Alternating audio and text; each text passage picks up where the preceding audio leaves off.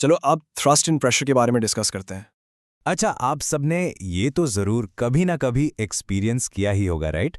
जब हम स्कूल से इतना भारी बैग लेकर आते हैं और उसकी स्ट्रैप्स बिल्कुल पतली सी हों, तो शोल्डर में कितना ज़्यादा पेन होता है। कभी सोचा है ऐसा क्यों होता है? ये इतना ज़्यादा चुभता क्यों है भाई? चलो इसी कॉन्सेप्ट को एक और एंगल से सोचते हैं। घर में जब हम एक शार्प नाइफ से वेजिटेबल्स काटते हैं तो वो कितनी आसानी से कट जाती हैं। लेकिन अगर वही नाइफ ब्लंट हो, यानी उसकी धार मोटी हो, तो आप कितनी भी कोशिश कर लो, सब्जी ठीक से कटती ही नहीं है। सोचो, इन दोनों सिचुएशंस में आखिर कनेक्शन क्या है? तो अब शायद आपके दिमाग में एक पैटर्न बन रहा होगा। एक फाइनल एग्जाम्पल और देखते हैं इसको बिल्कुल क्लियर करने के लिए। अगर गलती से किसी का पैर आपके फुट पर आ जाए तो ज़्यादा दर्द कब होगा? जब उसने एक फ्लैट स्नीकर पहना हो या जब उसने एकदम पतली सी स्टिलेटो हील पहनी हो? ऑफ कोर्स हील से तो बहुत ही ज़्यादा चोट लगेगी। तो इन तीनों एग्जाम्पल्स में बैग, नाइफ और हील, ऐसी कौन सी कॉमन साइंस है जो काम कर रही है? और वो कॉमन रीजन है प्रेशर। देखो, साइंस में प्रेशर को डिफाइन किया जाता है as the force acting per unit area. Simple भाषा में इसका मतलब है कि pressure is equal to force divided by area. बस यही वो एक सिंपल सा फॉर्मूला है जो ये सारी चीजें एक्सप्लेन कर देता है। मतलब साफ है, ये तीन चीजें यानी प्रेशर, फोर्स और एरिया आपस में बहुत गहराई से कनेक्टेड हैं। अब एक इंपॉर्टेंट बात, प्रेशर के फॉर्मूला में जो हम फोर्स की बात कर रहे हैं ना, उसके लिए एक स्पेसिफिक टर्म यूज होता है, थ्रस्ट। जब कोई फोर्स किसी सरफेस पर बिल्कुल सीधा यानी परपेंडिकुलर या कह लो 90 डिग्रीज के एंगल पर लगता है, तो उस पर्टिकुलर फोर्स को हम थ्रस्ट कहते हैं। सो आपके सिलेबस के लिए प्रेशर के फॉर्मूला में जो फोर्स है वो एक्चुअली थ्रस्ट है। ये एग्जाम के लिए एक बहुत ही की पॉइंट है, इसको हमेशा याद रखना। तो फोर्स, एरिया और प्रेशर आपस में काम कैसे करते हैं? इनका रिलेशनशिप इनवर्स है, यानी उल्टा है। इसका मतलब ये हुआ कि अगर फोर्स कांस्टेंट है, मतलब सेम है, और एरिया छोटा हो जाता है, तो प्रेशर बहुत ज्यादा बढ़ जाता है। वो पूरी फोर्स एक छोटे से पॉइंट पर कॉन्सेंट्रेट हो जाती है, जिससे प्रेशर बिल्कुल स्काई हाई हो जाता है। और अब इसका ठीक उल्टा सोचो, अगर फोर्स उतना ही रहे लेकिन इस बार हमने एरिया बढ़ा दिया, तो क्या होगा? वही फोर्स एक बड़े एरिया में फैल जाती है और प्रेशर ऑटोमेटिकली कम हो जाता है। बस इतना सा रूल याद रखो, जितना ज्यादा एरिया उतना कम प्रेशर। सिंपल। तो चलो अब वापस आते हैं अपने सबसे पहले एग्जाम्पल पर, स्कूल बैग। अब सोचो, बैग का वेट तो उतना ही है, राइट? मतलब फोर्स तो कांस्टेंट हो गया। लेकिन जब स्ट्रैप पतली होती है तो शोल्डर पर जो कांटेक्ट एरिया है वो बहुत ही स्मॉल होता है। और हमने क्या सीखा? स्मॉल एरिया का मतलब हाई प्रेशर, और इसीलिए इतना पेन होता है। वहीं दूसरी तरफ जब स्ट्रैप ब्रॉड होती है तो कांटेक्ट एरिया अचानक से कितना लार्ज हो जाता है, और इससे क्या हुआ? प्रेशर हो गया लो और बैग कैरी करना एकदम कंफर्टेबल हो जाता है। देखा आपने कितनी आसानी से प्रेशर का कॉन्सेप्ट इस पूरी प्रॉब्लम को सॉल्व कर देता है। इसको ना एक और सिंपल डेली लाइफ एग्जाम्पल से समझते हैं। मान लो एक पर्सन है जिसका वेट 50 केजी है, तो वो जमीन पर करीब 500 न्यूटन्स का फोर्स लगा रहा है। जब वो दोनों पैरों पर खड़ा है तो ये पूरा फोर्स दोनों पैरों के एरिया पर डिस्ट्रीब्यूट हो जाता है। लेकिन जैसे ही वो एक पैर उठाता है, टोटल एरिया सीधा आधा हो जाता है, और इससे जमीन पर लगने वाला प्रेशर अचानक से डबल हो जाता है। सोचो, बस एक पैर उठाने से इतना फर्क पड़ गया। अब इंटरेस्टिंग बात यह है कि हम इंसानों ने इस सिंपल सी साइंस को कितने स्मार्ट तरीकों से यूज किया है। एक परफेक्ट एग्जाम्पल है स्नो शूज का। ये शूज क्या करते हैं? ये पांव का सरफेस एरिया बढ़ा देते हैं। इससे बॉडी का पूरा वेट यानी फोर्स एक बड़े एरिया पर फैल जाता है। रिजल्ट, स्नो पर प्रेशर इतना कम हो जाता है कि इंसान स्नो में सिंक नहीं करता और आराम से चल पाता है। कितना कूल है ना? लेकिन प्रेशर का ये स्मार्ट यूज सिर्फ इंसान ही नहीं करते, नेचर इसे हमसे लाखों साल पहले से जानती है। फॉर एग्जाम्पल, कैमल्स को ही देख लो, जिन्हें शिप ऑफ द डेजर्ट भी कहते हैं। उनके फीट नेचुरली ब्रॉड और पैडेड होते हैं। इससे उनका बॉडी वेट डेजर्ट की सॉफ्ट सैंड पर एक बड़े एरिया में डिस्ट्रीब्यूट हो जाता है, प्रेशर कम हो जाता है और वो बिना सैंड में धंसे आसानी से चल पाते हैं। It's brilliant design. नेचर का एक और एग्जाम्पल सोचो, विंड। जब तेज हवा चलती है तो वो ट्रीज या बिल्डिंग्स की विंडोज पर एक जबरदस्त फोर्स लगाती है। ये फोर्स जब बिल्डिंग की दीवारों या खिड़कियों के बड़े एरिया पर एक्ट करता है तो वो प्रेशर क्रिएट करता है, और अगर ये प्रेशर बहुत ज्यादा हो तो इसीलिए तो तूफान में कमजोर स्ट्रक्चर्स टूट जाते हैं। तो अब आते हैं इस कॉन्सेप्ट के सबसे इंप्रेसिव, सबसे ग्रैंड एप्लीकेशन पर, इंजीनियरिंग। कभी सोचा है कि इतनी बड़ी बड़ी बिल्डिंग्स, स्काईस्क्रेपर्स और लंबे लंबे ब्रिजेस इतने मजबूत कैसे खड़े रहते हैं? उनकी सारी स्ट्रेंथ उनकी फाउंडेशंस में है, यानी उनकी नींव में, जिनको बहुत ज्यादा वाइड बनाया जाता है। ये वाइड एरिया पूरी बिल्डिंग के मैसिव वेट यानी फोर्स को जमीन पर स्प्रेड कर देता है, जिससे प्रेशर कम हो जाता है और इतना बड़ा स्ट्रक्चर स्टेबल रहता है। तो चलिए आज हम डिस्कस करते हैं एक बहुत ही इंपॉर्टेंट टॉपिक, प्रेशर। ये चीज आपने घर में पक्का नोटिस की होगी कि एक शार्प नाइफ से यानी तेज धार वाले चाकू से कोई भी सब्जी जैसे टमेटो एकदम स्मूथली कट जाता है, पर वही नाइफ अगर ब्लंट हो, मतलब उसकी धार मोटी हो, तो टमाटर कटने के बजाय पिचक जाता है। इंटरेस्टिंग है ना? हम हाथ से फोर्स तो लगभग सेम ही लगा रहे हैं, पर रिजल्ट एकदम अलग। पता है इसका पूरा खेल किसका है? सिर्फ और सिर्फ एरिया ऑफ कॉन्टैक्ट का। तो सवाल ये उठता है, आखिर इस शार्प एज में ऐसा क्या है जो इतना बड़ा डिफरेंस क्रिएट कर देता है? कोई जादू है क्या? नहीं। चलिए इस पजल को सॉल्व करते हैं और इसके पीछे का जो साइंस है ना, उसको समझते हैं। और वो साइंटिफिक कॉन्सेप्ट है प्रेशर। देखिए, एग्जाम पॉइंट ऑफ व्यू से ये डेफिनेशन बहुत बहुत इंपॉर्टेंट है। इसको बिल्कुल वर्ड टू वर्ड याद कर लीजिए। The force acting perpendicularly on a unit area of a surface is called pressure. Simple शब्दों में इसका मतलब है कि किसी भी सर्फेस के एक यूनिट एरिया पर जो सीधा यानी 90 डिग्री पर फोर्स लगता है ना, बस उसी को हम प्रेशर बोलते हैं। तो प्रेशर को कैलकुलेट कैसे करते हैं? उसके लिए है ये सिंपल सा formula, pressure is equal to force divided by area. अब इस फॉर्मूला से ना दो चीजें बिल्कुल साफ हो जाती हैं। एक तो ये कि प्रेशर और फोर्स ये दोनों दोस्त हैं, मतलब आप फोर्स बढ़ाओगे तो प्रेशर भी बढ़ेगा, सिंपल। लेकिन जो दूसरी चीज है वो सबसे इंपॉर्टेंट है, प्रेशर और एरिया की आपस में बनती नहीं है, ये एक दूसरे के इन्वर्सली प्रोपोर्शनल है। मतलब अगर एरिया कम होगा तो प्रेशर रॉकेट की तरह ऊपर जाएगा, और अगर एरिया बढ़ा दोगे तो प्रेशर आराम से नीचे आ जाएगा। ओके, तो अब हमने प्रेशर समझ लिया, फॉर्मूला देख लिया, अब इसको नापेंगे कैसे?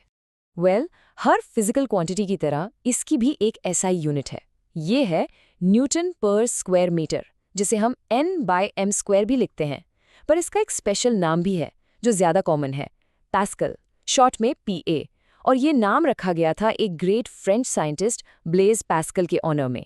लेकिन ये 1 पास्कल होता कितना है? कोई आइडिया? आपको सुन के शायद अजीब लगेगा, पर एक बहुत ही छोटी यूनिट है। इमेजिन करिए, एक करेंसी नोट टेबल पर रखा है, वो जितना प्रेशर लगा रहा है ना, बस लगभग उतना ही होता है 1 पास्कल। सच में कितना कम है ना? तो चलिए अब उस शुरुआत वाले नाइफ के पजल पर वापस आते हैं। अब आपके पास फॉर्मूला है, pressure equals force upon area. अब सोचिए, एक शार्प नाइफ की जो धार होती है उसका सरफेस एरिया यानी A कितना कम होता है? बिल्कुल ना के बराबर। तो जब आप सेम फोर्स F लगाते हो, इस छोटे से टाइनी से एरिया की वजह से प्रेशर इतना ज्यादा बढ़ जाता है, इतना ह्यूज प्रेशर क्रिएट होता है कि टमाटर आसानी से कट जाता है। Problem solved. एक और एग्जाम्पल देखते हैं जो हम रोज देखते हैं, दीवार में कील ठोकना। हम हैमर से फोर्स तो उसके चौड़े फ्लैट हेड पर मारते हैं, राइट? लेकिन दीवार के अंदर क्या जाता है? उसकी पॉइंटेड नुकीली टिप। अब उस टिप का एरिया तो माइक्रोस्कोपिक होता है, इतना छोटा। इससे क्या होता है, जो सारा का सारा फोर्स है ना, वो उस छोटे से पॉइंट पर कॉन्सेंट्रेट हो जाता है और इतना इमेंस प्रेशर क्रिएट करता है कि कील दीवार को आराम से पियर्स करके अंदर चली जाती है। ओके, तो अभी तक हमने सारी बात की प्रेशर बढ़ाने की। एरिया कम करो, प्रेशर बढ़ाओ। लेकिन क्या हमेशा प्रेशर बढ़ाना ही अच्छा होता है? नहीं, कई सिचुएशंस ऐसी होती हैं जहां हमें प्रेशर को कम करना होता है। तो अब सोचिए, अगर प्रेशर कम करना है तो हम क्या करेंगे? आप जब रेलवे स्टेशन जाते हैं तो वहां पोर्टर्स को देखा है, वो भारी से भारी सामान उठाने से पहले अपने सर पर एक कपड़े की पगड़ी या गोल घेरा रखते हैं। कभी सोचा है क्यों? क्योंकि ये पगड़ी उनके सर और उस भारी लोड के बीच का एरिया ऑफ कॉन्टैक्ट बढ़ा देती है। अब फॉर्मूला याद है ना? जैसे ही एरिया बढ़ा, प्रेशर, बिल्कुल सही, प्रेशर कम हो जाता है और इसीलिए वो इतना वेट आसानी से कैरी कर पाते हैं। और ये सेम टू सेम लॉजिक आपके स्कूल बैग्स पर भी अप्लाई होता है। नोटिस करना, आपके स्कूल बैग के जो स्ट्रैप्स होते हैं वो हमेशा चौड़े यानी ब्रॉड होते हैं। ऐसा इसलिए ताकि आपके बैग का जो पूरा वेट है ना, वो आपके शोल्डर पर एक बड़े एरिया में फैल जाए, यानी स्प्रेड हो जाए। और रूल तो आपको पता ही है, एरिया ज़्यादा तो प्रेशर कम, तभी तो आपको आराम मिलता है। एक सेकंड के लिए इमेजिन करो, अगर ये स्ट्रैप्स एक पतली रस्सी जैसे होते तो सोचो शोल्डर में कितना दर्द होता। तो देखिए, इस पूरे डिस्कशन का जो सबसे इंपॉर्टेंट टेक अवे है, जो कोर प्रिंसिपल है, वो ये है। एग्जाम के लिए इसको बिल्कुल दिमाग में बिठा लो। हमेशा याद रखो, प्रेशर और एरिया का रिश्ता उल्टा है, जब भी एरिया कम होगा प्रेशर हमेशा बढ़ेगा, और जब भी एरिया ज़्यादा होगा प्रेशर हमेशा कम होगा। इतना सिंपल है ये। अब मैं आपको एक ऐसी चीज़ बताता हूँ जो सुन के आप बिल्कुल शॉक हो जाओगे। आपको क्या लगता है, एक बड़े से एलिफेंट का पैर ज़मीन पर ज़्यादा प्रेशर डालता होगा या एक लड़की की हाई हील वाली शू? सुनो, एक हाई हील्ड शू ज़मीन पर एक एलिफेंट के पैर से 20 टाइम्स यानी 20 टाइम्स ज़्यादा प्रेशर डाल सकती है। बिलीव नहीं होता ना? पर अब आप इसके पीछे का साइंस जानते हो। उस पतली सी हील की जो टिप होती है ना, उसका एरिया इतना इतना छोटा होता है कि वो सारे बॉडी वेट को एक छोटे से पॉइंट पर कॉन्सेंट्रेट कर देती है, और इससे क्रिएट होता है ज़बरदस्त प्रेशर। तो सबसे हमें एक बहुत बड़ी सीख मिलती है। लाइफ में या फिजिक्स में सिर्फ ये मैटर नहीं करता कि आप कितना फोर्स लगा रहे हो, मैटर ये करता है कि आप उस फोर्स को हाउ यू अप्लाइड यानी कैसे अप्लाई करते हो। फोर्स कितने एरिया पर लग रहा है ये उससे भी ज़्यादा इंपॉर्टेंट हो सकता है। चलो अब हम डिस्कस करते हैं लिक्विड प्रेशर के बारे में। आप सोचो, एक डीप सी डाइवर जो समंदर की गहराई में है और एक पानी की टंकी जो हमारे घर की छत पर रखी है। इन दोनों में एक कॉमन कनेक्शन है, एक इनविजिबल फोर्स। और ये फोर्स पता है क्या है? ये है लिक्विड प्रेशर। तो सवाल यह है कि लिक्विड प्रेशर आखिर है क्या? देखो, बहुत सिंपल है। कोई भी लिक्विड जैसे पानी जब एक कंटेनर में होता है ना, तो उसका अपना एक वेट होता है, राइट? बस उसी वेट की वजह से वो लिक्विड अपने कंटेनर के बॉटम पर यानी नीचे और वॉल्स पर यानी साइड में एक फोर्स डालता है। इसी फोर्स को हम कहते हैं लिक्विड प्रेशर। सिंपल। अच्छा, यहाँ एक बहुत बड़ा डिफरेंस है सॉलिड और लिक्विड प्रेशर के बीच में। इसको समझना जरूरी है। सोचो, एक सॉलिड ब्लॉक है, जैसे एक किताब। वो प्रेशर सिर्फ नीचे की तरफ डालेगी, राइट? Downwards only. लेकिन लिक्विड ऐसा नहीं करता। लिक्विड नीचे यानी डाउनवर्ड्स तो प्रेशर डालता ही है, पर साथ ही साथ कंटेनर की वॉल्स पर भी यानी साइडवेज भी प्रेशर एक्सर्ट करता है। ये एक की डिफरेंस है। और पता है सबसे अमेजिंग बात क्या है? आपको शायद लगेगा कि कंटेनर जितना चौड़ा होगा प्रेशर उतना ज्यादा होगा, पर नो, ऐसा बिल्कुल नहीं है। लिक्विड प्रेशर को कंटेनर की शेप या उसकी विड्थ से कोई फर्क नहीं पड़ता। वो सिर्फ एक चीज पर डिपेंड करता है, लिक्विड कॉलम की हाइट यानी पानी कितना गहरा है, उसकी डेप्थ कितनी है। That's it. सो इसका सीधा सा मतलब यह है कि डेप्थ रियली मैटर्स। जैसे आप इस कंटेनर को देखो, जब पानी कम है तो नीचे लगा बलून हल्का सा ही फूलता है, लेकिन जैसे जैसे हम पानी भरते जाते हैं पानी का लेवल यानी हाइट बढ़ती जाती है, तो उस पूरे वाटर कॉलम का वेट भी बढ़ जाता है। और इस बढ़ते हुए वेट के कारण बॉटम पर प्रेशर भी ज्यादा हो जाता है और बलून देखो कितना ज्यादा बल्ज कर गया। और यही सिंपल सा प्रिंसिपल हम हर रोज अपनी लाइफ में देखते हैं। कभी सोचा है कि पानी की टंकियां हमेशा बिल्डिंग की छत पर यानी सबसे ऊपर क्यों रखी जाती हैं?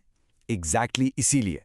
जितनी ज्यादा हाइट होगी उतना ही ज्यादा प्रेशर बनेगा, और उसी प्रेशर की वजह से पानी हमारे घरों के टैप्स तक आसानी से पहुंच जाता है, चाहे आप ग्राउंड फ्लोर पर हो या 5th फ्लोर पर। ओके, तो अब तक हमने देखा कि लिक्विड नीचे प्रेशर डालता है, लेकिन क्या लिक्विड प्रेशर सिर्फ और सिर्फ डाउनवर्ड डायरेक्शन में ही काम करता है? What do you think?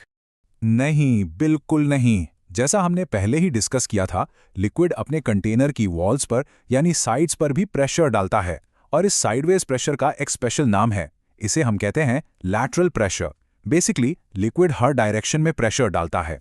चलो इस लैटरल प्रेशर को एक बहुत ही सिंपल से एक्सपेरिमेंट से अच्छे से समझते हैं। इमेजिन करो, हमने एक प्लास्टिक की बोतल ली और उसमें 3 अलग अलग हाइट पर छेद कर दिए, एक ऊपर, एक बीच में और एक बिल्कुल नीचे।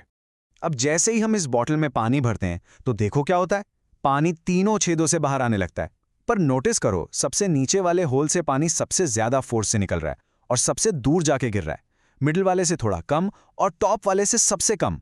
ये एक्सपेरिमेंट साफ साफ प्रूव करता है कि जैसे जैसे डेप्थ बढ़ती है वैसे वैसे लैटरल प्रेशर भी बढ़ता है। और इस पावरफुल कॉन्सेप्ट का एक जायंट रियल लाइफ एप्लीकेशन है जो आप सबने देखा होगा, डैम्स का डिजाइन। कभी सोचा है डैम्स का शेप ऐसा अजीब सा नीचे से चौड़ा क्यों होता है? रीजन वही है जो हमने बॉटल वाले एक्सपेरिमेंट में देखा। डैम के पीछे जो इतना सारा पानी होता है, अ रेजर्वॉयर, वो डैम की दीवार पर लैटरल प्रेशर डालता है। सरफेस के पास प्रेशर कम होता है, लेकिन जैसे जैसे गहराई बढ़ती है प्रेशर भी बढ़ता जाता है। बेस पर यानी सबसे नीचे ये प्रेशर सबसे ज्यादा होता है। It's immense. इसीलिए उस जबरदस्त फोर्स को झेलने के लिए डैम की दीवार नीचे से बहुत ज्यादा मोटी और चौड़ी बनाई जाती है। और ये प्रेशर गहराई के साथ कितनी तेजी से बढ़ता है इसका अंदाजा लगाओ। अगर आप पानी में सिर्फ 10 मीटर नीचे जाते हो, जो कि लगभग एक 3 मंजिला बिल्डिंग के बराबर है, तो आपके ऊपर का प्रेशर डबल हो जाता है, यानी नॉर्मल एटमॉस्फेरिक प्रेशर प्लस पानी का pressure. That's a huge increase. और अगर हम आगे बढ़ें और ओशन के सबसे डीपेस्ट पॉइंट यानी मैरियाना ट्रेंच की बात करें, जो लगभग 11 किलोमीटर गहरा है, तो वहां का प्रेशर आप इमेजिन भी नहीं कर सकते। वहां प्रेशर हमारे ऊपर अभी जो नॉर्मल एटमॉस्फेरिक प्रेशर लग रहा है ना, उससे 1000 गुना से भी ज्यादा होता है। It's just mind boggling. तो इतने एक्सट्रीम क्रशिंग प्रेशर में सर्वाइव कैसे करें? वेल, इसके लिए स्पेशल टेक्नोलॉजी चाहिए। जो डीप सी डाइवर्स होते हैं वो स्पेशल प्रेशराइज सूट्स पहनते हैं जो इस जबरदस्त प्रेशर को काउंटर करते हैं। और जो सबमरीन्स इतनी गहराई में जाती हैं, उनकी दीवारें एक्सट्रीमली थिक स्टील से बनाई जाती हैं ताकि वो प्रेशर से पिचक ना जाएं। इसलिए आप देखो, लिक्विड प्रेशर का ये फंडामेंटल कॉन्सेप्ट समझना सिर्फ स्कूल एग्जाम्स के लिए ही जरूरी नहीं है, बल्कि ये हमारे प्लैनेट के सबसे गहरे, सबसे अंधेरे हिस्सों को एक्सप्लोर करने के लिए, उनके सीक्रेट्स को अनलॉक करने के लिए एब्सोल्युटली क्रूशियल है। चलिए अब हम डिस्कस करते हैं एटमॉस्फेरिक प्रेशर के बारे में।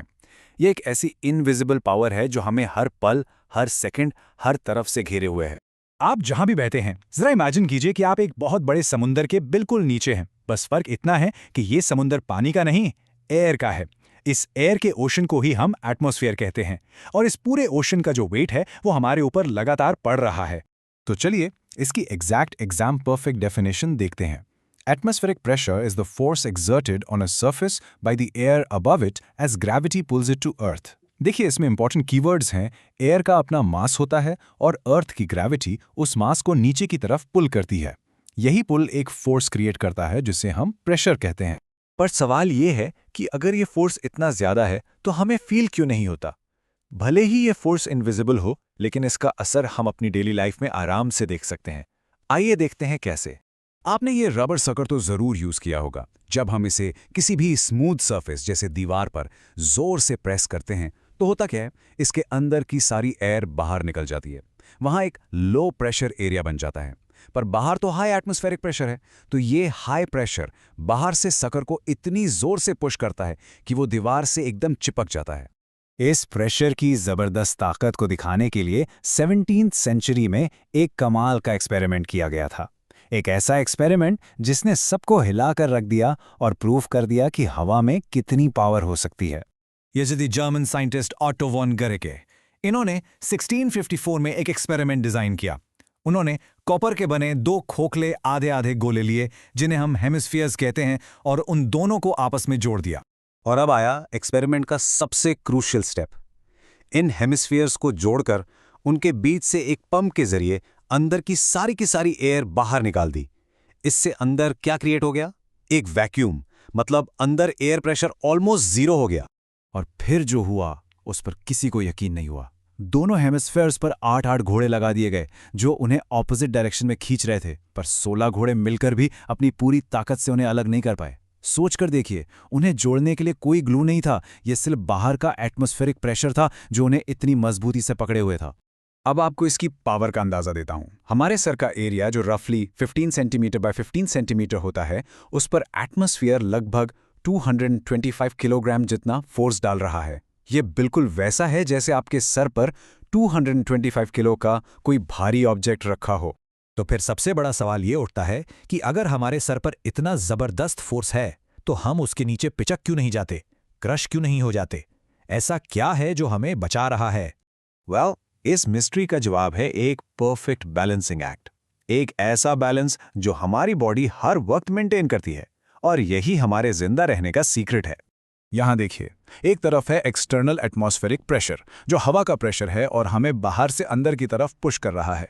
लेकिन ठीक उसी वक्त हमारी बॉडी के अंदर भी तो फ्लूइड्स हैं, जैसे ब्लड और एयर है, जो एक इंटरनल बॉडी प्रेशर क्रिएट करते हैं।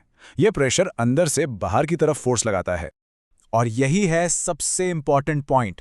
हमारी बॉडी के अंदर का प्रेशर और बाहर का एटमॉस्फेरिक प्रेशर, ये दोनों इक्वल और ऑपोजिट होते हैं, इसलिए ये एक दूसरे को परफेक्टली कैंसिल आउट कर देते हैं। इसी परफेक्ट बैलेंस की वजह से हमें एटमॉस्फेयर का इतना भारी वेट कभी फील ही नहीं होता। ये कॉन्सेप्ट एग्जाम के लिए बहुत जरूरी है। तो हमने ये तो समझ लिया कि हमारी बॉडी इस प्रेशर को कैसे झेलती है। अब आइए देखते हैं कि हम इस इनविजिबल फोर्स को अपनी रोज की जिंदगी में कैसे यूज करते हैं। एक सिंपल सी ड्रिंकिंग स्ट्रॉ का एग्जाम्पल लेते हैं। हम लोगों को लगता है कि हम ड्रिंक को ऊपर सक या पुल कर रहे हैं, पर साइंस कुछ और कहती है। एक्चुअली जब हम सिप करते हैं तो हम स्ट्रॉ के अंदर की एयर को खींचकर वहां एक लो प्रेशर एरिया बना देते हैं। अब ग्लास में जो लिक्विड है उसकी सरफेस पर एटमॉस्फेरिक प्रेशर पुश कर रहा है। ये प्रेशर ही लिक्विड को उस लो प्रेशर एरिया यानी स्ट्रॉ के अंदर धकेल देता है और लिक्विड ऊपर राइज कर जाता है। तो आखिर में एटमॉस्फेरिक प्रेशर सिर्फ एक साइंस का कॉन्सेप्ट नहीं है, ये एक पावरफुल इनविजिबल फोर्स है जो हमारी दुनिया को शेप करता है। और सबसे कमाल की बात यह है कि ये हमारे अंदर के प्रेशर से हमेशा परफेक्टली बैलेंस्ड रहता है, जिसकी वजह से इस अर्थ पर लाइफ पॉसिबल है। Now let's discuss about the movement of air, यानी विंड कैसे जनरेट होती है। हम सब लोग हवा को फील तो करते हैं, पर कभी सोचा है कि ये चलती क्यों है? What makes it move? इस इनविजिबल फोर्स के पीछे आखिर रीजन क्या है? चलो आज इसको अच्छे से डिटेल में समझते हैं। तो सबसे पहले आखिर ये विंड है क्या? Let's understand it's definition. देखो बहुत सिंपल है। विंड का मतलब है द मूवमेंट ऑफ एयर। पर ये मूवमेंट होती क्यों है? ये होती है caused by differences in air pressure within our atmosphere. आसान शब्दों में कहें तो air in motion is called wind. बस इतना ही। ये डेफिनेशन आपके एग्जाम्स के लिए बहुत बहुत इंपॉर्टेंट है, इसको बिल्कुल अच्छे से याद करना। ओके, तो अब आते हैं इस टॉपिक के सबसे इंपॉर्टेंट कॉन्सेप्ट पर। इसको हम कह सकते हैं विंड का गोल्डन रूल। अगर ये समझ आ गया तो समझ लो सब कुछ क्लियर हो जाएगा। रूल बस इतना सा है कि एयर हमेशा एक हाई प्रेशर रीजन से एक लो प्रेशर रीजन की तरफ मूव करती है, हमेशा। और ये प्रेशर डिफरेंस पैदा क्यों होता है? ये होता है सन से अर्थ की अनइवन हीटिंग की वजह से।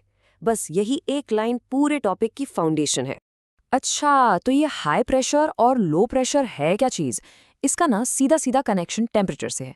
देखो, जो कूलर डेंसर एयर होती है, यानी ठंडी और भारी हवा, वो नीचे की तरफ आती है, इट सिंक्स। इससे क्रिएट होता है हाई प्रेशर। और इसके अलावा जो वार्मर लाइटर एयर है, यानी गर्म और हल्की हवा, वो ऊपर उठती है, इट राइजेस। इससे क्रिएट होता है लो प्रेशर। बस यही सिंपल साइंस है उस गोल्डन रूल के पीछे। चलो इसको ना एक बहुत ही सिंपल से एग्जाम्पल से समझते हैं। इमेजिन करो कि हमारे पास दो बलून्स हैं। एक बलून देखो पूरी तरह से फूला हुआ है, यानी इन्फ्लेटेड है। उसके अंदर बहुत सारी हवा है, एयर मॉलिक्यूल्स बिल्कुल पास पास हैं। तो यहाँ पर है हाई प्रेशर। अब दूसरा बलून देखो, वो बिल्कुल खाली है, यानी अनइन्फ्लेटेड। तो यहाँ प्रेशर क्या होगा? बहुत कम, यानी लो प्रेशर। अभी तक हमने इनको जोड़ा नहीं है। अब सोचो, जैसे ही हम इन दोनों बलून्स को एक छोटी सी ट्यूब से कनेक्ट कर देते हैं तो क्या होगा? बिल्कुल सही सोचा। एयर जो है वो अपने आप हाई प्रेशर वाले बलून से निकलकर लो प्रेशर वाले बलून की तरफ तेजी से जाएगी। और ये तब तक जाती रहेगी जब तक दोनों तरफ प्रेशर बैलेंस ना हो जाए। देखा, ये सिंपल सा एग्जाम्पल हमारे गोल्डन रूल को कितने अच्छे से इलिस्ट्रेट करता है।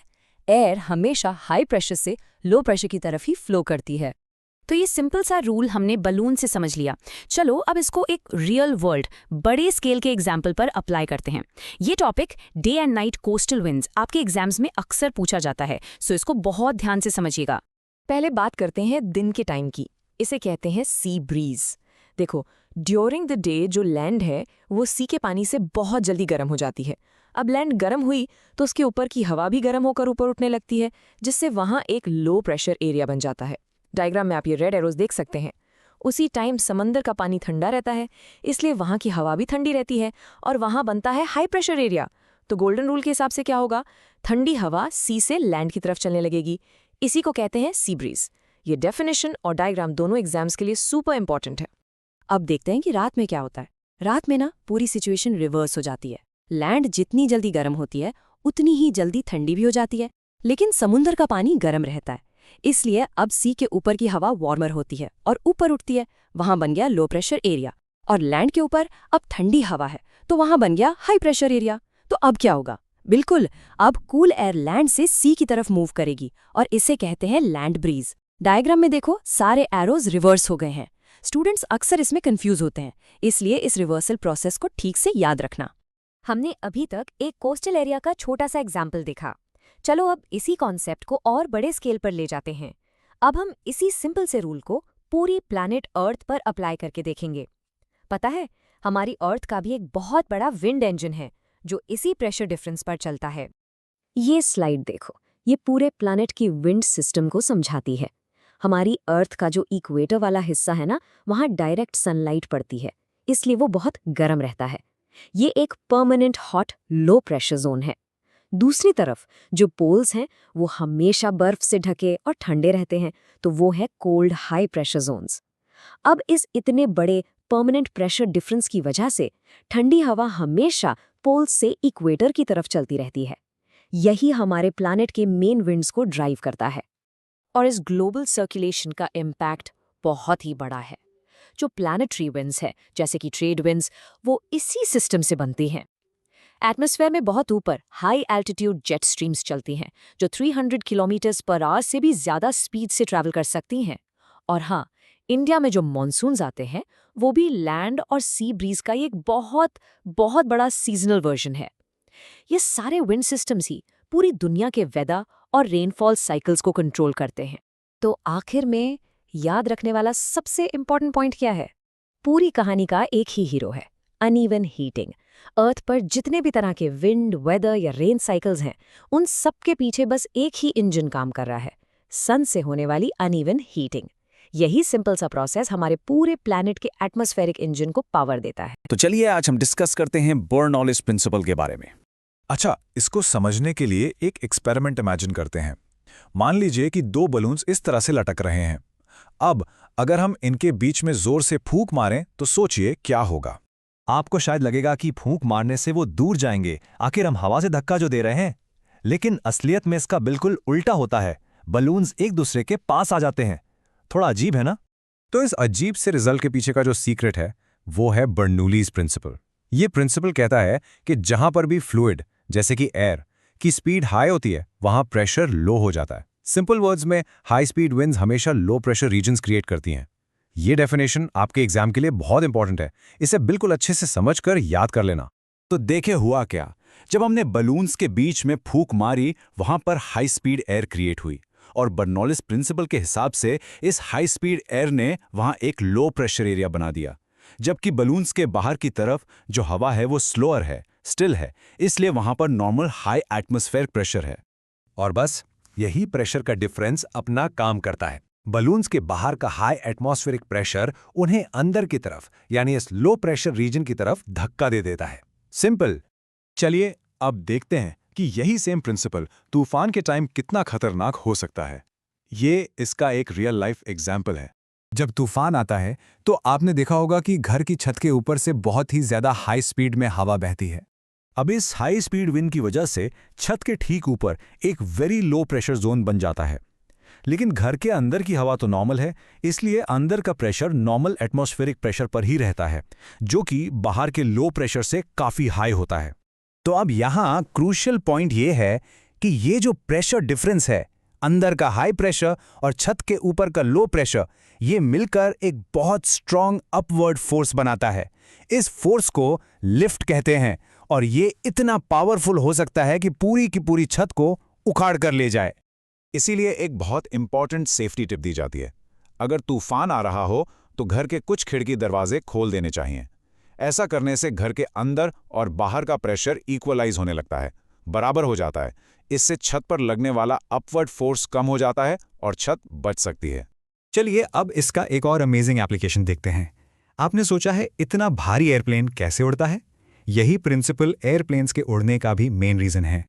एरोप्लेन का जो विंग होता है, जिसे हम एरोफॉइल कहते हैं, उसका एक स्पेशल शेप होता है। वो इस तरह डिजाइन होता है कि उसके ऊपर यानी कर्व्ड सरफेस पर हवा तेजी से निकलती है और नीचे यानी फ्लैट सरफेस पर धीरे धीरे। इससे क्या होता है, विंग के ऊपर लो प्रेशर और नीचे हाई प्रेशर क्रिएट हो जाता है। और बस बिल्कुल वैसे ही जैसे छत के केस में हुआ था, नीचे का ये हाई प्रेशर विंग को ऊपर की तरफ जोरदार पुश करता है। इसी अपवर्ड फोर्स को हम लिफ्ट कहते हैं और इसी लिफ्ट की वजह से प्लेन हवा में उड़ पाता है। लेकिन आप सोचिए रेसिंग कार्स के बारे में। उन्हें तो उड़ना नहीं है बल्कि रोड से बिल्कुल चिपक कर चलना होता है। तो वो इस प्रिंसिपल को कैसे यूज करते हैं? इसके लिए वो इन्वर्टेड विंग्स यूज करते हैं, यानी उल्टे विंग्स। ये एयरप्लेन विंग का एकदम ऑपोजिट कॉन्सेप्ट है। इस डिजाइन से विंग के नीचे हवा फास्ट चलती है, जिससे वहां लो प्रेशर क्रिएट होता है, और विंग के ऊपर हवा स्लो चलती है, जिससे वहां हाई प्रेशर रहता है।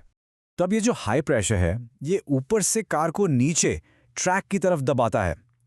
इस फोर्स को डाउन फोर्स कहते हैं, और इसी डाउन फोर्स से कार को हाई स्पीड पर बेहतर ग्रिप और ज़बरदस्त कंट्रोल मिलता है, जिससे वो ट्रैक पर स्टेबल रहती है। चलो अब डिस्कस करते हैं फॉर्मेशन ऑफ स्टॉर्म्स।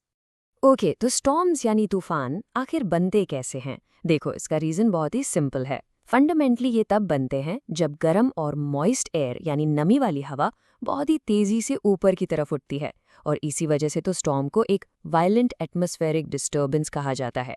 बेसिकली इसके पीछे का पूरा साइंस हवा की दो मेन क्वालिटीज पर डिपेंड करता है। एक है हीट यानी गर्मी, और दूसरा है मॉइस्चर यानी नमी। और सोचो, ये प्रोसेस शुरू कहाँ होता है? आमतौर पर इंडिया जैसी गर्म और ह्यूमिड जगहों पर। आपने ज़रूर नोटिस किया होगा कि मॉनसून से ठीक पहले जब गर्मी और ह्यूमिडिटी हद से ज़्यादा बढ़ जाती है, तभी उसके बाद तेज़ आंधी तूफान आते हैं। ऐसा इसलिए क्योंकि यहाँ सन की हीट बहुत स्ट्रांग होती है, जो इस पूरे प्रोसेस को किक स्टार्ट करने के लिए बिल्कुल परफेक्ट कंडीशंस बना देती है। तो ये पूरा प्रोसेस एक चेन रिएक्शन की तरह काम करता है, जहाँ हर एक स्टेप अगले स्टेप को ट्रिगर करता है। चलो देखते हैं कैसे। सबसे पहले सन जमीन को और उसके ठीक ऊपर की हवा को गर्म करता है। फिर ये गर्म मॉइस्ट एयर हल्की हो जाती है और ऊपर उठने लगती है। साइंस में इस प्रोसेस को कन्वेक्शन कहते हैं। अब जैसे ही हवा ऊपर जाती है, नीचे जमीन पर एक लो प्रेशर एरिया बन जाता है। और जैसा कि आप जानते हैं, नेचर में कोई भी जगह खाली नहीं रहती। तो इस लो प्रेशर एरिया को भरने के लिए आसपास की ठंडी और भारी हवा तेजी से उसकी तरफ आती है, और इसी से बनती है विंड। ये तो हुई जमीन पर क्या हो रहा है उसकी बात, लेकिन तूफान तो आसमान में बनता है, राइट? तो चलो अब आगे देखते हैं कि जब ये गर्म हवा ऊपर उठते उठते ठंडे एटमॉस्फेयर में पहुंचती है, तब वहां क्या होता है। जैसे ही ये हवा ऊपर जाती है, एटमॉस्फेयर में टेम्परेचर काफी कम होता है। तो जब ये गर्म हवा वहां पहुंचती है, उसके अंदर का वाटर वेपर, जो कि एक गैस है, वो ठंडा हो जाता है। इसी प्रोसेस को कहते हैं कॉन्डेंसेशन। इसमें वाटर वेपर ठंडा होकर पानी की छोटी छोटी लिक्विड ड्रॉपलेट्स में बदल जाता है। ये बेसिकली गैस से लिक्विड स्टेट में एक सिंपल सा चेंज है। अब सोचो, एक या दो बूंद से तो कुछ नहीं होता, लेकिन जब ऐसी लाखों करोड़ों बूंदें एक साथ इकट्ठी हो जाती हैं, तो वो बनाती हैं क्यूमुलोनिम्बस क्लाउड्स। इनका साइज बहुत ही मैसिव होता है, और इन्हीं को हम आम भाषा में स्टॉर्म क्लाउड्स भी कहते हैं। ये नाम क्यूमुलोनिम्बस एग्जाम में लिखना बहुत इंपॉर्टेंट है, इसे याद रखना। लेकिन यहाँ एक बहुत बड़ा सवाल आता है। बादल तो रोज बनते हैं, बारिश भी होती है, तो फिर एक नॉर्मल सिंपल से क्लाउड और एक डेंजरस वायलेंट स्टॉर्म क्लाउड में आखिर फर्क क्या है? ऐसा क्या हो जाता है कि एक सिंपल सा क्लाउड इतना डिस्ट्रक्टिव बन जाता है? तो इसका जवाब पता है क्या है? एक बहुत ही इंटरेस्टिंग कॉन्सेप्ट है, लेटेंट हीट। ये एक तरह की हिडन या छिपी हुई हीट एनर्जी है, जो कंडेंसेशन के प्रोसेस के टाइम पे रिलीज होती है। बेसिकली जब भी वाटर वेपर, जो कि गैस है, ठंडा होकर लिक्विड वाटर में कन्वर्ट होता है, तो वो अपने अंदर स्टोर की हुई हीट को बाहर एटमॉस्फेयर में छोड़ देता है। और हाँ, ये कंसेप्ट आपके एग्जाम्स के लिए सुपर इंपॉर्टेंट है, तो उसको बहुत ध्यान से समझना, ठीक है? इस कंपैरिजन से आपका कॉन्सेप्ट बिल्कुल क्रिस्टल क्लियर हो जाएगा। देखो, जो नॉर्मल हवा होती है वो ऊपर जाकर ठंडी हो जाती है और इवेंचुअली रुक जाती है, लेकिन जब कंडेंसेशन होता है तो लेटेंट हीट रिलीज होती है। ये एक्स्ट्रा हीट आसपास की हवा को और भी ज्यादा गर्म कर देती है, जिससे वो और भी हल्की हो जाती है। इसलिए वो हवा एक रॉकेट की तरह और तेजी से और भी ऊंचाई तक जाती है। सच पूछो तो यही लेटेंट हीट तूफान का असली इंजन है। तो अब आपको पूरी पिक्चर क्लियर हो रही होगी। गर्म हवा का ऊपर उठना, ठंडी हवा का उसकी जगह लेने के लिए नीचे आना, और इस पूरे साइकिल को लेटेंट हीट से मिलने वाली एक्स्ट्रा एनर्जी, ये सब मिलकर इस प्रोसेस को बहुत ज्यादा इंटेंसिफाई कर देते हैं, और इसी से बनता है एक पावरफुल थंडरस्टॉर्म। तो ये स्टॉर्म्स आखिर कितने पावरफुल हो सकते हैं? जरा सोचो, इन क्यूमुलोनिम्बस क्लाउड्स की हाइट 12 से 15 किलोमीटर तक हो सकती है। To put that in perspective, ये माउंट एवरेस्ट से भी ज्यादा ऊंचा है। जस्ट इमेजिन एक बादल जो दुनिया के सबसे ऊंचे पहाड़ से भी बड़ा हो। और सिर्फ हाइट ही नहीं, स्पीड भी देखो। क्लाउड के अंदर जो हवा ऊपर की तरफ जा रही है, यानी जिसे हम अपड्राफ्ट्स कहते हैं, उनकी स्पीड 100 किलोमीटर पर आवर से भी ज्यादा हो सकती है। ये हाईवे पर फुल स्पीड में चलती हुई एक कार से भी फास्ट है। और अब आते हैं सबसे शॉकिंग फैक्ट पर। Are you ready for this? एक बड़े से थंडरस्टॉर्म में जो टोटल एनर्जी रिलीज होती है ना, वो पता है कितनी होती है? It can be equal to several nuclear bombs. No joke. और इसका मेन सोर्स याद है हमने अभी क्या डिस्कस किया था? एग्जैक्टली वही लेटेंट हीट। सोचो, कॉन्डेंसेशन का छोटा सा प्रोसेस इतनी जबरदस्त एनर्जी रिलीज करता है। ट्रूली इनक्रेडिबल है ना? तो फाइनली जब ये पूरा प्रोसेस अपने पीक पर पहुंच जाता है तो क्लाउड्स में पानी की बूंदें इतनी भारी हो जाती हैं कि वो और ऊपर नहीं रह पाती। फिर वो बारिश या कभी कभी ओले यानी हेल या स्नो के फॉर्म में नीचे गिरती हैं। इसके साथ ही हवा का तेज सर्कुलेशन स्ट्रॉन्ग विंड्स पैदा करता है और इन सब चीज़ों को मिलाकर ही बनता है वो वायलेंट एटमॉस्फेरिक डिस्टर्बेंस जिसे हम स्टॉर्म कहते हैं। सो ये पूरा स्टॉर्म फॉर्मेशन का प्रोसेस असल में हमें ये दिखाता है कि कैसे सन से आने वाली सिंपल सी एनर्जी ही अर्थ के सारे वेदर सिस्टम्स को कंट्रोल करती है और इतने पावरफुल और मैसिव फिनोमेना क्रिएट कर सकती है। तो चलिए अब डिस्कस करते हैं थंडरस्टॉर्म्स एंड लाइटनिंग के बारे में। सबसे पहले एक बड़ा ही इंटरेस्टिंग क्वेश्चन है, राइट? आपने कभी सोचा है कि हमेशा पहले बिजली चमकती है और उसके बाद ही बादल गरजने की आवाज आती है?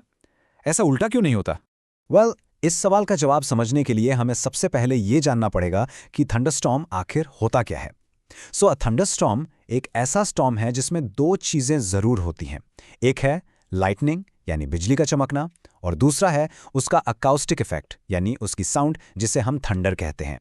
तो चलिए एकदम अंदर घुस कर देखते हैं कि इन थंडरस्टॉर्म क्लाउड्स के अंदर आखिर चलता क्या है। बेसिकली बहुत स्ट्रॉन्ग अपवर्ड विंड्स यानी ऊपर की तरफ चलने वाली तेज हवाएं पानी की छोटी छोटी बूंदों को यानी वाटर ड्रॉपलेट्स को ऊपर की तरफ खींच ले जाती हैं। अब देखिए, उसी टाइम ऊपर इतनी ठंड होती है कि वहां भारी आइस पैलेट्स बन जाते हैं और ग्रेविटी की वजह से वो नीचे आने लगते हैं। तो इमेजिन कीजिए, नीचे से वाटर ड्रॉपलेट्स ऊपर जा रही हैं, ऊपर से आइस पैलेट्स नीचे आ रहे हैं। जब ये आपस में टकराते हैं तो आपस में रगड़ते हैं, बिल्कुल वैसे ही जैसे आप सर्दियों में अपने हाथ रगड़ते हैं ना। और इस फ्रिक्शन से क्या पैदा होता है? Static electricity. और इसी स्टैटिक इलेक्ट्रिसिटी की वजह से क्लाउड के अंदर एक चार्ज सेपरेशन हो जाता है। ये बड़ा इंटरेस्टिंग है। सारे के सारे पॉजिटिव चार्जेस यानी प्लस साइन वाले क्लाउड के ऊपर वाले हिस्से में कलेक्ट हो जाते हैं और सारे नेगेटिव चार्जेस यानी माइनस साइन वाले नीचे वाले हिस्से में जमा हो जाते हैं। अब जब क्लाउड के नीचे इकट्ठा हुए नेगेटिव चार्जेस और जमीन के पॉजिटिव चार्जेस के बीच का डिफरेंस इतना ज्यादा बढ़ जाता है कि एयर भी उसको रोक नहीं पाती, तो फिर क्या होता है? अचानक एक मैसिव इलेक्ट्रिक डिस्चार्ज होता है और इसी पावरफुल मैसिव डिस्चार्ज को हम कहते हैं लाइटनिंग। और देखिए, ये कोई छोटा मोटा डिस्चार्ज नहीं है। एक लाइटनिंग बोल्ट, बस एक, अपने आसपास की हवा को गेट दिस 30,000 डिग्री सेल्सियस तक गर्म कर देती है। इसको पर्सपेक्टिव में डालें तो ये सन के सरफेस से 5 गुना ज्यादा गर्म है। Unbelievable, right? इतना ही नहीं, इसमें करंट कितना होता है? लगभग 30,000 एम्पियर्स तक। और एनर्जी, एक झटके में 1 billion joules of energy release होती है। मतलब इससे आपको नेचर की जो रॉ पावर है ना, उसका असली अंदाजा लगता है। तो चलिए अब वापस आते हैं अपने ओरिजिनल सवाल पर कि थंडर बाद में क्यों सुनाई देता है।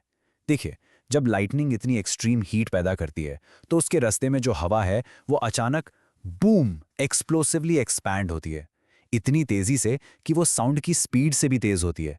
इससे एक पावरफुल शॉकवेव बनती है और पता है, ये शॉकवेव ही थंडर है। इसी शॉकवेव को हम थंडर की आवाज की तरह सुनते हैं। So the sequence is clear. Lightning हुई, उसने हवा को एक्सपैंड किया, शॉकवेव बनी और फिर वो शॉकवेव हम तक पहुंची। इसलिए लाइटनिंग पहले दिखती है और थंडर बाद में सुनाई देता है। ओके, तो अब जब हमने लाइटनिंग की जबरदस्त पावर देख ली है तो इससे बचना कितना जरूरी है ये भी समझ आ गया होगा। इसके लिए जो बड़ी बड़ी ऊंची बिल्डिंग्स होती हैं उन पर एक लाइटनिंग कंडक्टर लगाया जाता है। बेसिकली ये एक मेटल की रॉड होती है जो लाइटनिंग को एक इजी लो रेजिस्टेंस पाथ दे देती है ताकि सारा का सारा इलेक्ट्रिक चार्ज बिल्डिंग को डैमेज किए बिना सीधा ग्राउंड में चला जाए। Simple and effective. आप आपकी अपनी सेफ्टी के लिए प्लीज इस बात को हमेशा याद रखिए, जब भी थंडरस्टॉर्म हो तो सबसे सेफ जगह है घर के अंदर, कार में या बस में। लेकिन खुले मैदान में या किसी ऊंचे पेड़ के नीचे या मेटल की फेंसेस के पास खड़े होना बेहद डेंजरस हो सकता है, क्योंकि लाइटनिंग हमेशा सबसे ऊंची चीज को टारगेट करती है। और एक कॉमन मिस्टेक जो बहुत लोग करते हैं, प्लीज ये आप मत करना, वो ये है कि जब खुले में फंस जाते हैं तो जमीन पर पूरा लेट जाते हैं। ये बिल्कुल गलत है। सोचने में लगता है कि हम छोटे हो गए, बट एक्चुअली ऐसा करने से आपकी बॉडी का जमीन से कांटेक्ट बढ़ जाता है। इससे आप करंट के लिए और भी बड़ा टारगेट बन जाते हैं। तो सही तरीका क्या है? याद रखिए, आपको जमीन पर एक बॉल की तरह बिल्कुल छोटा सा क्राउच कर लेना है। अपने पैर एक साथ रखें और सर को अपने घुटनों के बीच में डाल लें। इस पोस्चर से आपका ज़मीन से कांटेक्ट मिनिमम हो जाता है और आप एक छोटा टारगेट बन जाते हैं। अच्छा, एक और बड़ा इंटरेस्टिंग पॉइंट है कार की सेफ्टी को लेकर। ज़्यादातर लोगों को क्या लगता है कि कार इसलिए सेफ है क्योंकि उसके टायर्स रबर के हैं, राइट? और रबर तो इलेक्ट्रिसिटी कंडक्ट नहीं करता। पर ये असली रीज़न नहीं है।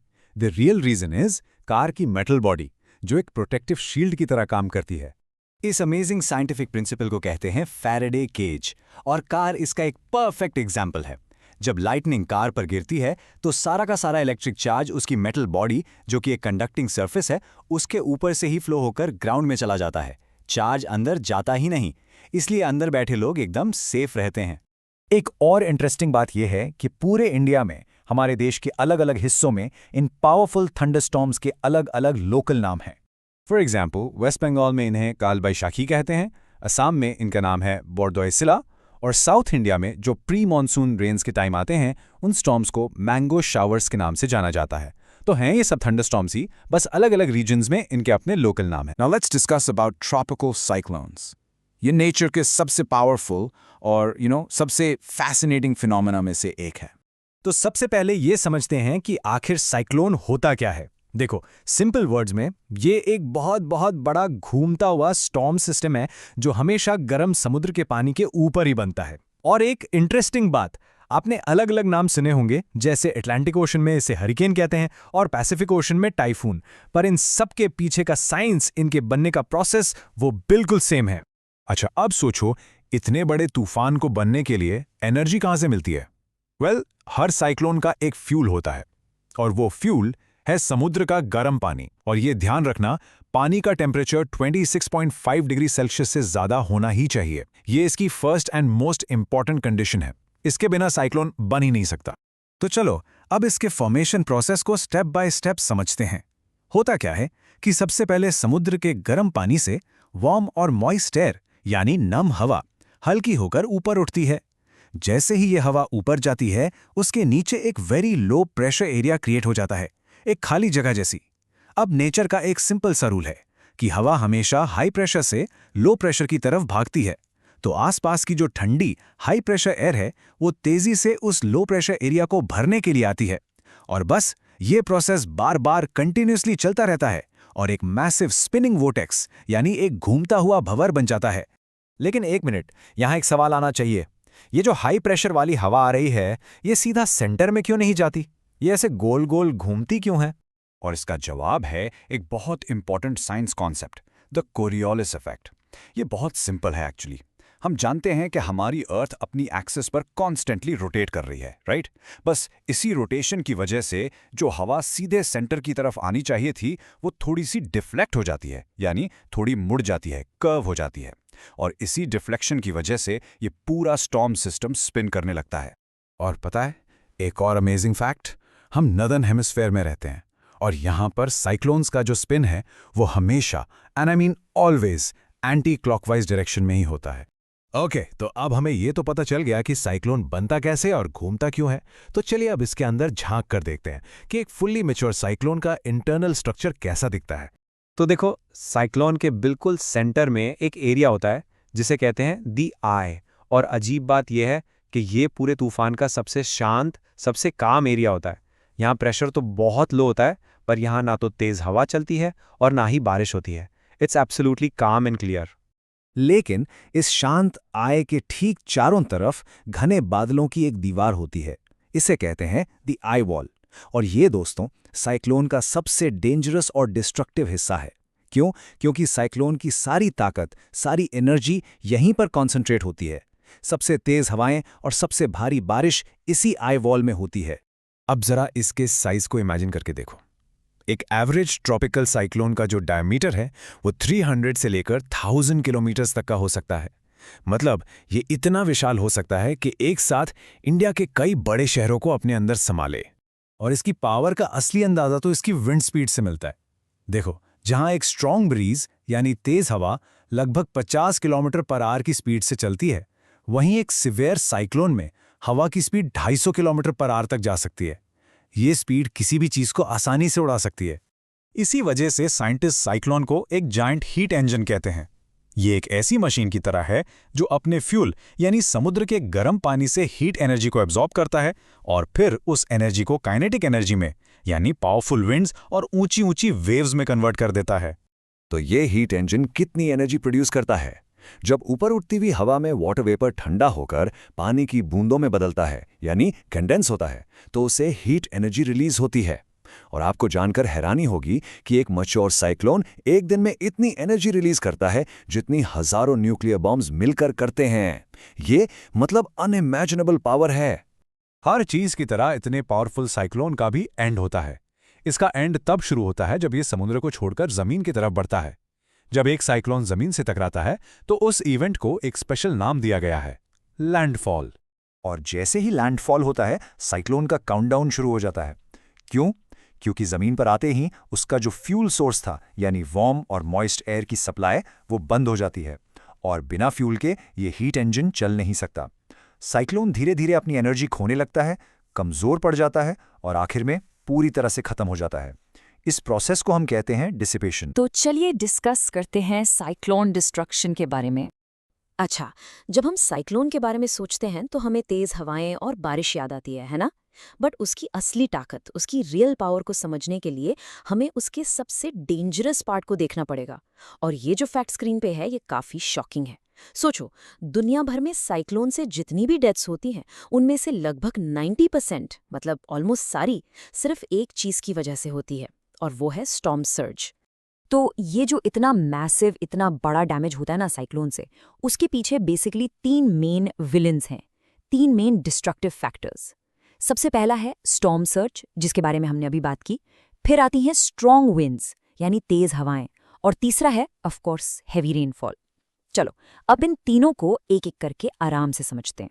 ओके, तो सबसे पहले बात करते हैं इस सबसे डेडली फैक्टर की, स्टॉर्म सर्ज। और हाँ, ये जो डेफिनेशन आप स्क्रीन पर देख रहे हो, इसे बहुत ध्यान से पढ़ना और याद कर लेना। एग्जाम्स के लिए ये सुपर इंपॉर्टेंट है। So what is a storm surge? ये बेसिकली समुद्र के लेवल का एक एबनॉर्मल राइज है, यानी अचानक से सी लेवल बढ़ जाता है।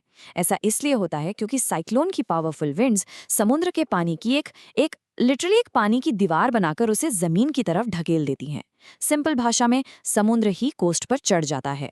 लेकिन सवाल ये है कि ऐसा होता क्यों है? वेल, इसके पीछे साइंस है। देखो, साइक्लोन का जो सेंटर होता है ना, जिसे हम आई ऑफ द साइक्लोन कहते हैं, वहां पर प्रेशर बहुत ही ज्यादा लो होता है, एक्सट्रीमली लो। तो ये लो प्रेशर बिल्कुल एक जाइंट वैक्यूम क्लीनर जैसा इफेक्ट पैदा करता है।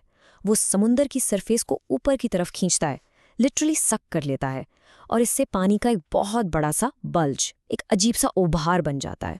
और पता है ये पानी का बल्ज, ये पानी की दीवार कितनी ऊंची उठ सकती है?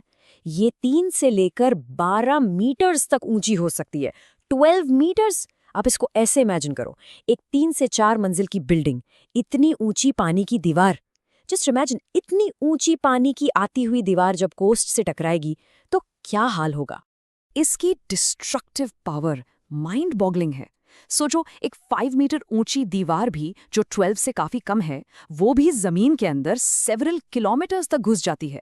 और इससे इतनी मैसिव, इतनी भयानक फ्लडिंग होती है कि उसके रास्ते में जो कुछ भी आता है, चाहे घर हो, गाड़ी हो, इंसान हो या जानवर, सब कुछ डूब जाता है।